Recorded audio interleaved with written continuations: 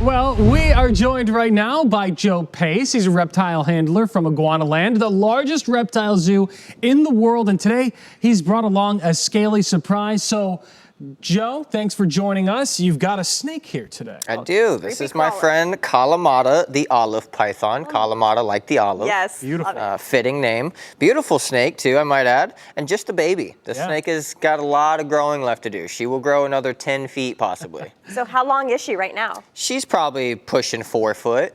Oh, okay. Yep. Almost my height. I'm a foot taller than that. Now, olive pythons, they're not the same, obviously, as Burmese pythons. You want to tell us a little bit about the differences? Because I think when people hear python, they are constantly thinking, even the pattern that we have in the background here, that they could be invasive. So this is the pattern of a Burmese python. Yeah. That is the invasive snake here in Florida. Now, they are in the same family, but they're in completely different genuses. They're native to completely different portions of the world. This snake is from Australia.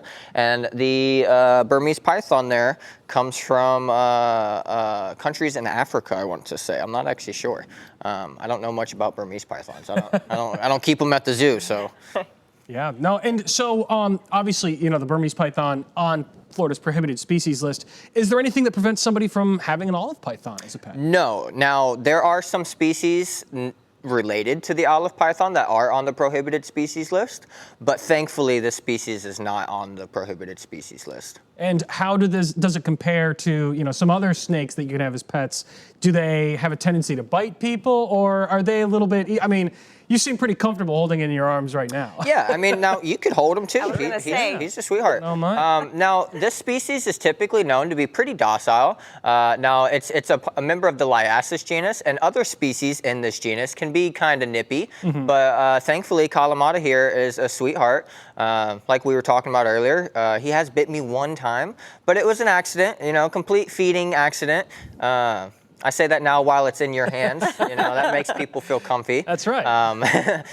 Little fun fact: if there's a viral video of Steve Irwin on the news one time, and he had a larger olive python that he had around his neck. Oh, awesome. And the olive python bit him on the neck as he's recording, and he just asked the camera to zoom in, and he was just like, "Oh, I got it," and it popped right off, and he did his bit, and that was it. You know, I have seen that clip, and he was surprisingly calm for a man being actively bitten by a snake. Of course. But he is Steve Irwin. Right. Now, I know, I think one of the more common, you know, pet pythons that people have is the ball python. Yes. How does that compare to, you know, the olive python as a pet? Well, so the ball python is going to be a little heavier bodied. This is a much more slender snake. And then the ball python stays a lot smaller in length, I should say. They top off at max 6 foot, and a 6 foot ball python is extremely rare. I've never personally seen one. Yeah. They typically top off at about 4 feet. But this species will be 12 to 13 feet at full size. So what are you feeding this guy?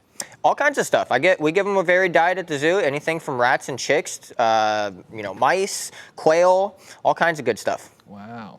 And he seems look pretty. at the tongue. I know, he seems pretty calm, even being held by a stranger here. Yeah, of course. I mean, this is what he does all the time. He's an ambassador species at the zoo, so he gets to hang out with all kinds of people. I pass him around to people all day long. Awesome. Very cool. He does great. Yeah. No, I think this is a pretty cool experience. Any advice you'd give somebody if they were interested in getting a snake as a pet? So, well, this snake specifically is a little more of an advanced keeper.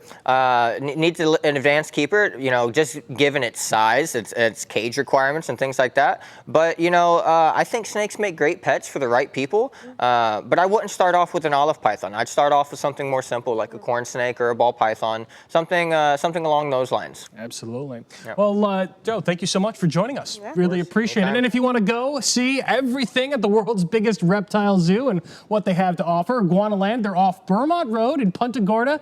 We'll have information about the zoo and tickets on our Gulf Coast News app and website. He didn't want to get off of me. No, He likes you, Alex. buttons there. I guess so.